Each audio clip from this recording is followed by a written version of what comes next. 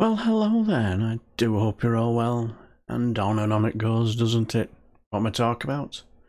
Well, this extreme Brexit Tory government's attempts to reverse changes to the system for monitoring Parliament standards has been blocked by a Conservative MP called, yes, Christopher Chope.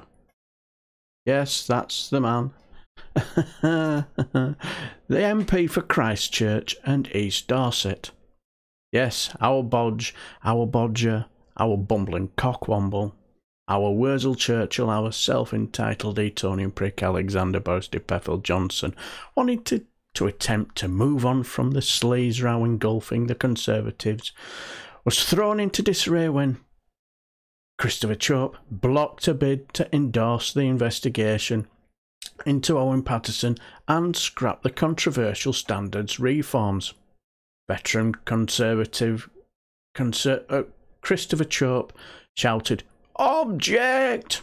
in the Commons chamber when the motion was to overturn the widely criticised attempt was put forward, meaning it could not be approved on Monday evening.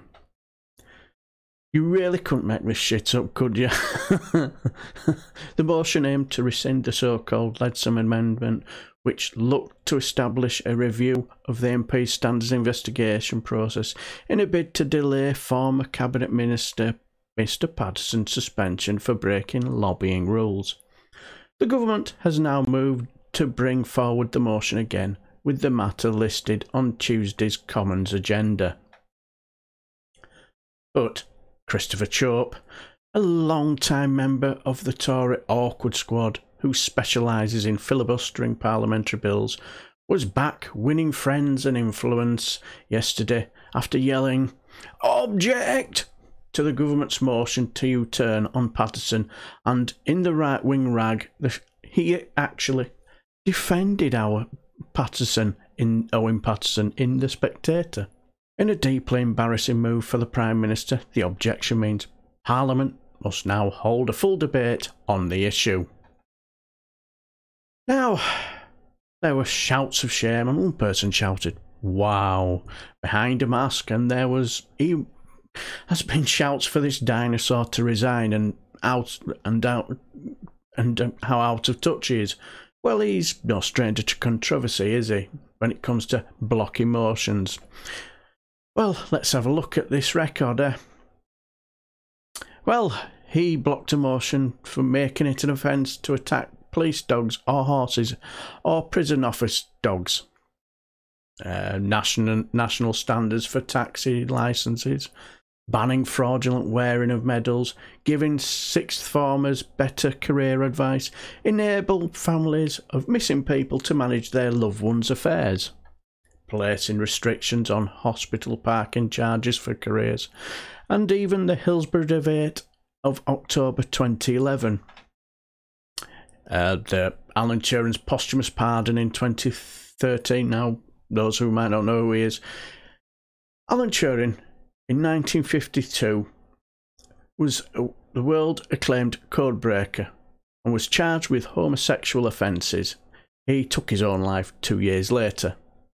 In 2013, the House moved to pardon the Enigma code breaker for his conviction for being gay, but Mr Chope objected to the second reading. The Queen later handed Mr Turing a posthumous pardon. Banning wild animals in circuses in November 2014. Revenge evictions in November 2014. The MP talked out a government-backed effort to ban tenants from being evicted for complaining about poor housing. He spoke for 90 minutes and meant the House ran out of time to vote on the bill. In 2015, a law was passed to prevent tenants from being evicted after raising a complaint. Women MPs of the World Conference, July 2018, just weeks after he achieved notoriety for blocking the upskirting bill. We'll get to that in a bit. Mr Chope objected to a motion to allow a global women's conference to be held in the Commons. Yeah, What a surprise.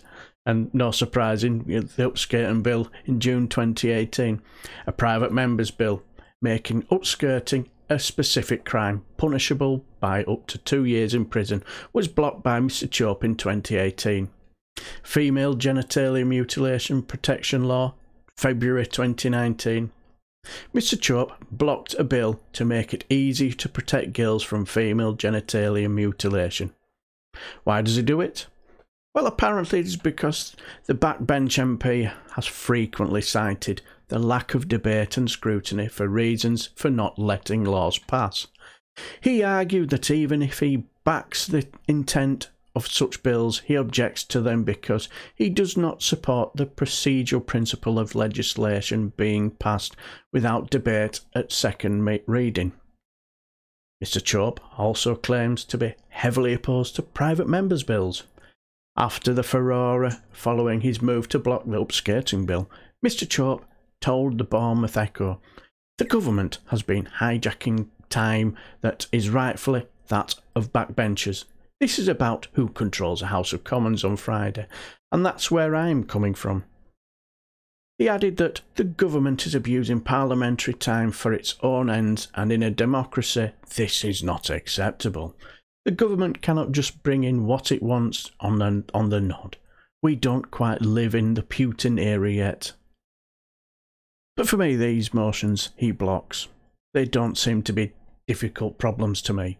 These bills he has blocked, like the 2-year jail term for upskirting and making it more difficult for female genitalia mutilation, seem to be quite straightforward for me.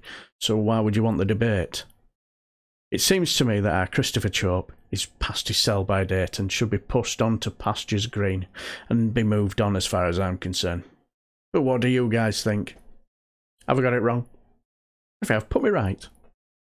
Right, I shall leave the video here. Until the next time, I shall bid you farewell. Take care.